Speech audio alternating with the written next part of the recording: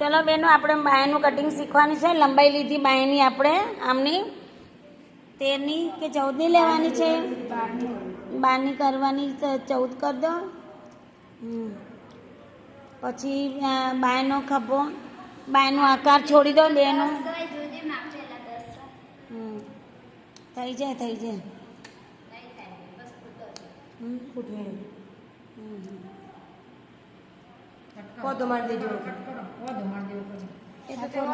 વધો નહીં મારવાનું. આ લઈ લો, આમ કર, આમ કર, આટલે કરવાનું. આ પટ્ટી કાઢ નાખી દેવાની ને. 11નો ખભો કરી દો. ના ના વાંધો નહીં, એ તો આપણે શીખવાનું છે. એટલે નમસ્તે બેનો, આપણે અહીંયા સીવણ ચાલુ કરેલું છે, તો ત્યાં આપણે બાયનું કટિંગ કરીએ. બાયનું 13, 14નું બાય લેવાની છે. અને 11નો ખભો લઈ લો બાનું. કેમ કે 13ની છાતી લીધી ને, એટલે 4 વધારવાના. બસ, બહુ મોટો પડશે તો ઓછો કરો. બાનું 11 બાનું કરો તો ચાલે. બસ,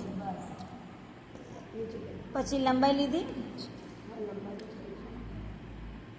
લંબાઈ 14ની લઈને અને બસ.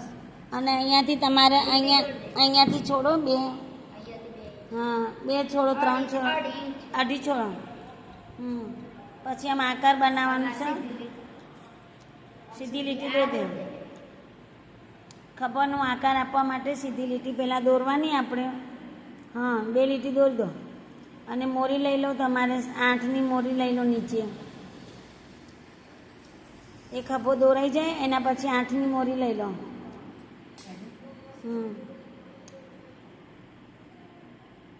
એ 8ની મોરી પર અહીંયા ટચ કરી દો. સીધી સિલાઈમાં ચપટી મારો. હા બસ. પછી આમ આકાર બનાવી દો. ઉપરથી આકાર બનાવી દો. આમ કરી જવા દો પેલી બાજુ. આકાર બની ગયો ને. આ આપણે બોયનું કટિંગ થઈ ગયું. અને કિનારી પર આપણે આ પટ્ટી લગાવવાની છે. પટ્ટી ઊંચી કરજો પેલા. હા, આ પટ્ટી કાપી અને ફરી આપણે તો કિનારીમાં લગાવી દઈશું. નીચે કિનારીમાં આપણે ડ્રેસનું કટિંગ જોઈ લો. લંબાઈ લીધી છે આપણે, બતાવ. લંબાઈ લીધી આપણે 37, 35ની લંબાઈ છે ડ્રેસનું. અને 2.5નું ગળું લેવાનું. પહેલાં 2.5નું ગળું લીધું. એના પછી શોલ્ડર 3.5 લેવાના. 7નો ખભો લેવાનો. 7નો ખભો લેવાનો. અને અહીંથી 2 છોડી અને આકાર બનાવવાનો. ખભાનો આકાર બનાવતી વખતે 2 છોડી દો. 2 છોડીને અને આકાર બનાવવાનું ડ્રેસનું. એટલે તમારે આગુ પાછું થઈ ના જાય. હા 13ની છાતી લઈ લો. 13ની છાતી લીધી પછી 7 વચ્ચે કમરમાં અને સીટમાં છોડવાનું. અને આ બાયનું આકારે કાપી દો. અને ડ્રેસનું આપણે દોરાઈશું. જુઓ, હા કાપી નાખો. હવે